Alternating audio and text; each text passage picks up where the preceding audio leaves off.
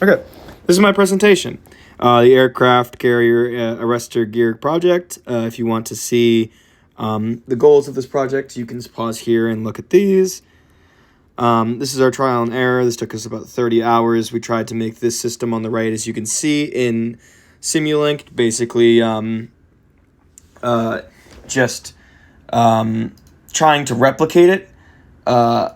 Which just did not work. You need to use a state space or a transfer function, and we were trying to do it without doing that, in which we adjusted to do that later on.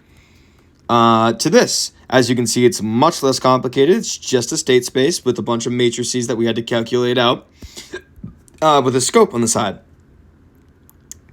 This is the math that we used. On the right, you can see us making a system of equations based on each part of the device that's giving off energy. It's a sixth order device. After we solve for our system of equations, we can then use that little key on the left in the bottom left to then convert that into matrices. Then after we are able to convert that into matrices, then we can plug that into MATLAB, and then plug into Simulink into the system that you saw, and then we're able to get the graph that follows. As you can see, with a high enough dampening coefficient of around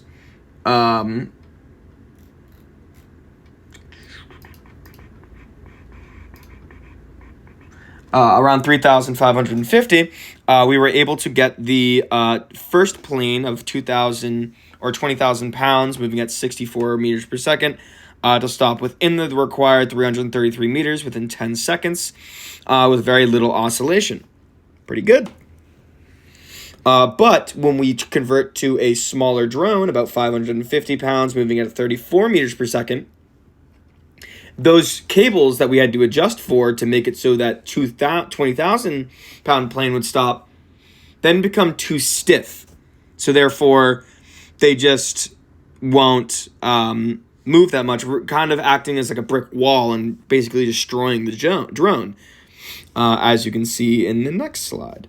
So those springs can't account for it because they're too tough. That's kind of the flaw with this type of system, which would be adjusted for the next system. As you can see, it's basically the same state space kind of formula, but as you can see, the code is much more different. We had to adjust that B damping constant to a newer formula using mu and area, and then use the velocity there. And then you can see how it's changed in the bottom right. This allows us to use fluids to stop instead of springs. This will naturally adjust depending on the speed and weight of the plane that's hitting it, allowing us to stop both the drone and the plane if we wanted, using this new system. As you can see, this is the drone hitting it. It goes up, it does not oscillate, it stops and plateaus, pretty good. And this is the plane. As you can see, yet again, it just goes up and stops and does not oscillate. Pretty good graph. Both pretty good. Thank you. I want to thank Charles Perrow and Andrew Cole for help on the project. They helped me with all the theory of everything, doing the math or understanding matrices or using Simulink and all of that. They were a great help with everything. They deserve Ace on this project. Thank you so much. That is all.